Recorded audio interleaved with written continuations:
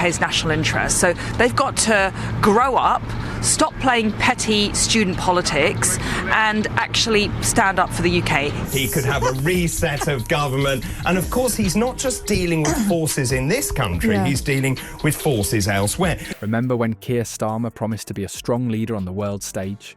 Well, his recent European tour turned that promise into a comedy of errors. From being snubbed at major events to awkward encounters with world leaders, Starmer's diplomatic disaster has left Labour supporters cringing. But just how bad was it? We've got the inside scoop on Starmer's most embarrassing moments, including his cringe-worthy non-interaction with Donald Trump that's got everyone talking. You won't believe how a trip meant to showcase his statesmanship ended up exposing his weaknesses instead. Keir Starmer's European tour was supposed to be his moment to shine on the international stage. His team had hyped it up as a showcase of statesmanship and diplomatic prowess, a chance for the Labour leader to prove he could hold his own among world leaders. But as we've seen time and time again with Starmer, the reality fell far short of the rhetoric. The first major crack in Starmer's carefully crafted image came with a stinging exclusion from a high-profile event.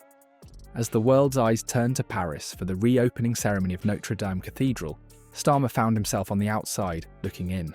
Dignitaries from around the world are gathering in Paris for the reopening of Notre Dame Cathedral. While political heavyweights from across Europe rubbed shoulders and posed for photos, our would-be statesman was left watching from the sidelines. It was a snub that spoke volumes about Starmer's standing on the international stage. Political analysts were quick to point out the implications of this embarrassing oversight. Here was a man who aspires to be Britain's next Prime Minister, unable to secure an invitation to one of the most significant cultural events in recent European history. It raised serious questions about Starmer's ability to forge meaningful relationships with foreign leaders and represent British interests abroad.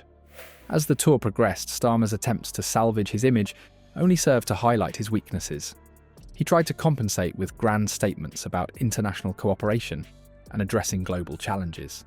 Mr. Keir Starmer as he engages with the new Trump presidency?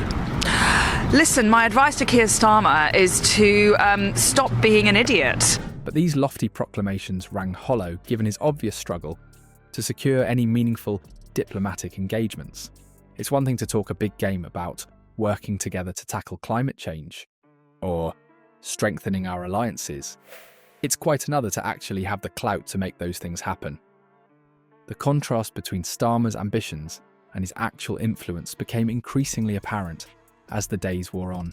UK's national interest. So they've got to grow up, stop playing petty student politics and actually stand up for the UK. Each photo op and press conference seemed to underscore just how out of his depth he was.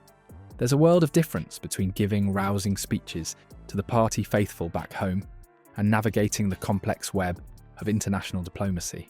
Starmer's European adventure laid bare just how unprepared he is for the latter. Perhaps the most telling aspect of this diplomatic disaster was the reaction, or lack thereof, from other world leaders. When a potential future Prime Minister embarks on a European tour, you'd expect a flurry of bilateral meetings and joint statements. Instead, Starmer's presence barely registered. It was as if the political establishment of Europe collectively shrugged and said, "Keir who?" This raises some uncomfortable questions for Labour supporters. If Starmer can't even command respect and attention on a carefully orchestrated tour, how can he be expected to represent British interests in high-stakes negotiations?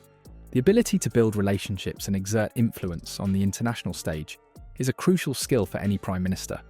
Starmer's performance suggests he's sorely lacking in this department. It's worth considering how this fiasco might play out in a general election campaign. You can already imagine the attack ads.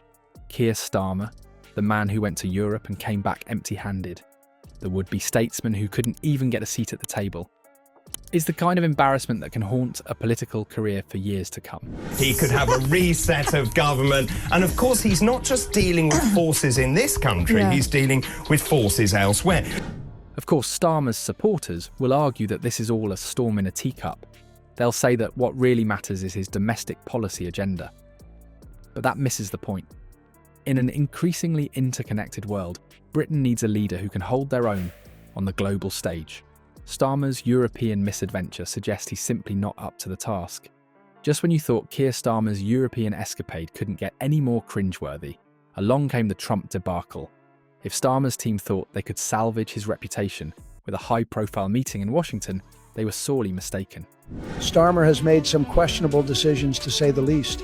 He's been critical of me, he's been critical of many things that matter to the future of both the UK and the US.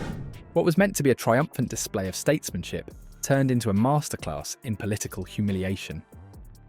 Starmer's encounter with Donald Trump was supposed to be the crown jewel of his diplomatic tour. His team had been hyping it up for weeks, painting it as a golden opportunity to rebuild the special relationship between the UK and US. They promised a meeting of minds, a chance for Starmer to show he could go toe-to-toe with one of the most controversial figures in global politics. But as we've come to expect from Labour's hapless leader, the reality fell spectacularly short of the rhetoric. From the moment Starmer stepped into the room, it was clear something was off. Trump, never one to mince words or hide his feelings, barely seemed to register the Labour leader's presence. Eyewitnesses described a series of awkward photo opportunities that looked more like a hostage situation than a meeting between potential allies. Starmer, desperately trying to engage the former president, was met with little more than grunts and the occasional dismissive wave. The stilted interactions between the two leaders quickly became the talk of Washington. Political correspondents, used to the usual diplomatic niceties, were left slack-jawed at the sheer awkwardness of it all. One veteran reporter likened it to watching a puppy trying to play fetch with a disinterested cat. Attacks on Donald Trump. They're all now desperately trying to backtrack, and they're all desperately trying to suck up to President Trump. It was an apt comparison. Starmer, tail wagging, eagerly trying to impress, while Trump remained aloof and uninterested. But the real carnage began when social media got hold of the story. Within hours, Twitter was ablaze with mockery and derision. Memes comparing Starmer to various rejected suitors flooded timelines. One particularly brutal comparison showed Starmer next to a clip of Steve Carell's character from The Office, captioned, "Somehow Starmer made Michael Scott look smooth." The Labour leader, once hailed as the party's great hope, had become an international laughingstock overnight. As the dust settled, political analysts began to dissect the disaster. Former advisors to both Labour and Conservative governments delivered scathing assessments of Starmer's performance. One Tory strategist didn't mince words. If this is how he handles a simple meet and greet, God help us if he ever has to negotiate a trade deal. Even voices from within Labour couldn't hide their dismay. A senior party figure speaking on condition of anonymity admitted, "It's like watching a car crash in slow motion. We knew he was out of his depth, but this is beyond embarrassing."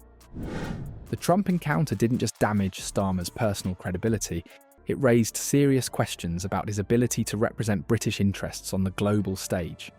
In an era where international cooperation is more crucial than ever, the UK needs a leader who can command respect and build meaningful relationships with world powers. Starmer's fumbling performance in Washington suggested he's simply not up to the task. As Starmer boarded his flight back to the UK, the full extent of his European disaster was becoming painfully clear. What started as an ambitious attempt to boost his foreign policy credentials had turned into a comedy of errors that would haunt him for years to come. And we stand for the values that he embodies around the world: liberty and democracy. The Labour leader, who once promised to restore Britain's standing on the world stage, now faced the prospect of returning home to a brutal media interrogation and a party in crisis. The question on everyone's lips: how could Starmer possibly recover from this? His supporters will no doubt try to downplay the significance of the trip, arguing that domestic issues are what really matter to voters. But in doing so, they miss a crucial point. In today's interconnected world, a leader's ability to navigate international relations directly impacts their effectiveness at home.